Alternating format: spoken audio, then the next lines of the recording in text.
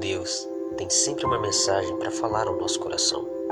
Não importam quais as circunstâncias, apenas fique atento à sua voz. A paz do Senhor a todos, irmãos e amigos, ouvintes da Palavra de Deus.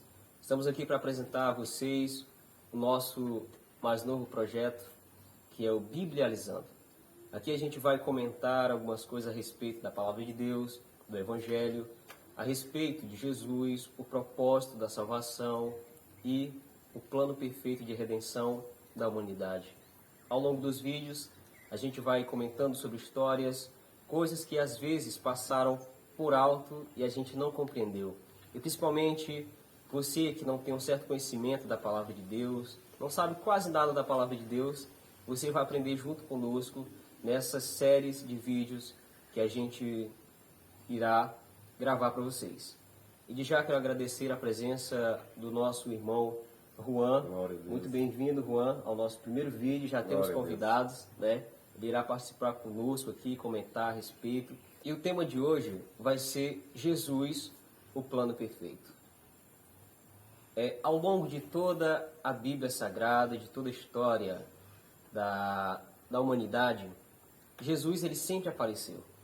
Às vezes a gente lendo de Gênesis, Apocalipse, ou até mesmo de Gênesis até o último livro do Antigo Testamento, a gente às vezes não vai reconhecer Jesus ali, aquilo que apontava para ele, simbologias, certos versículos que apontavam para Jesus, que simbolizavam o que Jesus iria fazer pela humanidade e que apontavam o plano perfeito de salvação da humanidade, que Deus ele já tinha projetado antes da humanidade. E nisso há um propósito da parte de Deus. O propósito é a redenção da humanidade. Adão e Eva, no início, foram expulsos por conta do pecado. E no livro de Marcos, capítulo 10, versículo 45, vai dizer assim: porque o Filho do Homem também não veio para ser servido, mas para servir e dar a sua vida em resgate de muitos. João 3,16 vai dizer o seguinte: porque Deus amou o mundo de tal maneira que deu seu Filho unigênito para que todo aquele que nele crê não pereça, mas que tenha a vida eterna. Glória a Deus. Aí você vê o propósito do Senhor, o propósito de Deus em resgate de toda a humanidade. Quem, em suma consciência, daria o próprio Filho para resgate daquele que simplesmente o abandonou? Deus ele fez isso para a humanidade. Entregou o próprio Filho para resgate de muitos. Aquele não dá soma, aquele não dá quantidade. Porque eu aceitei isso, o Juan aceitou isso, Samuel aceitou. Então, através do sacrifício de Jesus, através do propósito que Deus teve em enviar ele para o resgate de muitos, é que nós estamos aqui hoje, falando a respeito desse amor que Deus teve para com você, principalmente. Ao longo da palavra de Deus, existiam as simbologias que apontavam para Jesus. Uma delas é a questão dos sacrifícios. Sempre que o povo de Israel pecava contra o Senhor, os sacerdotes eles faziam os sacrifícios pela expiação do pecado daquele povo. Existiam as expiações, os sacrifícios diários, os sacrifícios anuais, e só quem poderia oferecer era o sumo sacerdote. E é justamente aqui que Jesus entra na história. Em Gênesis capítulo 14, versículo 16, versículo 18, aliás, vai dizer o seguinte: e Melquisedeque, rei de Salém, trouxe pão e vinho, e este era sacerdote do Deus Altíssimo. Aqui vai aparecer o primeiro sacerdote na Bíblia Sagrada. E Jesus, ele veio dessa ordem, porque em Hebreus, capítulo 10, versículo 11, vai dizer o seguinte: e assim, todo sacerdote aparece cada dia, ministrando e oferecendo muitas vezes os mesmos sacrifícios que nunca podem tirar pecados. Os sacrifícios eram feitos diariamente, mas eles não poderiam tirar o pecado, porque toda vez o povo pecava. E é aí que Jesus aparece na história. Ele aparece como sacrifício, ele aparece como o sumo sacerdote. Por que sacrifício? Porque ele se entregou a si mesmo em resgate de muitos. E sumo sacerdote, porque ele se ofereceu, assim como sacrifício, ele se ofereceu pelo resgate de muitos. E para que isso? Fazendo a expiação pelo pecado do povo, para reconciliar novamente o povo com Deus. É aí que entra a reconciliação. Reconciliação da humanidade. Em Salmos 32, versículo 5 vai dizer: confessei que é o meu pecado, a minha maldade, não encobri, dizendo eu, confessarei ao Senhor as minhas transgressões, tu perdoaste a maldade do meu pecado.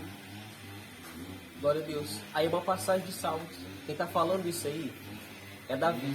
Ou seja, quando ele estava no erro, quando ele estava no pecado, ele simplesmente confessava o pecado dele diante de Deus, diante do seu Senhor. A história muito conhecida dele é a história dele com Batseba.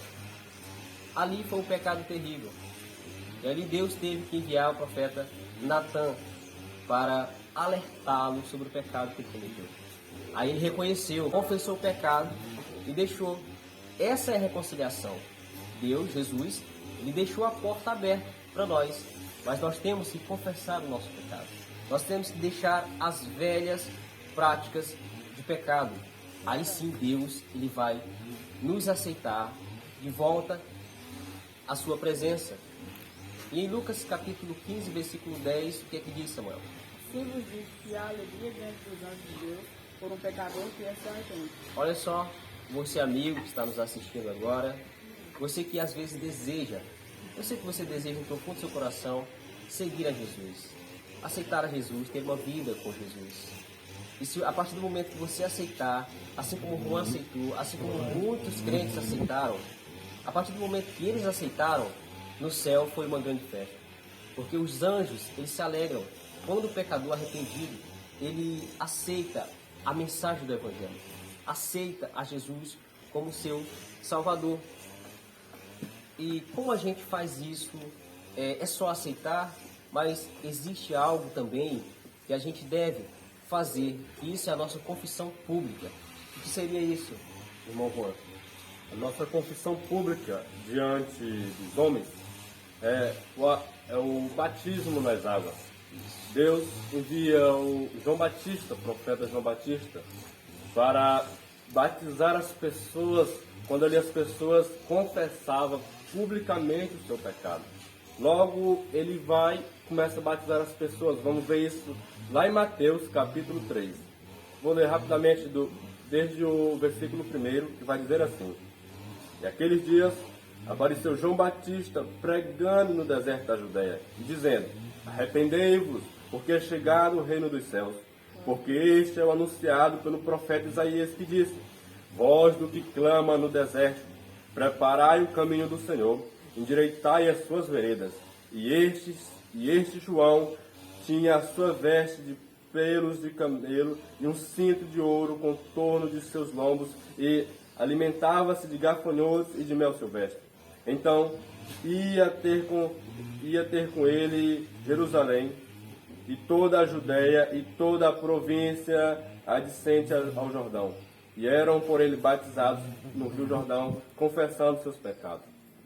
As pessoas da Judéia, de Jerusalém, todas as pessoas iam ter com João Batista. Aqui está descrevendo a característica de João Batista, o que ele vestia, o que ele comia. João Batista, um homem santo de Deus, dado por Deus sobre esta terra.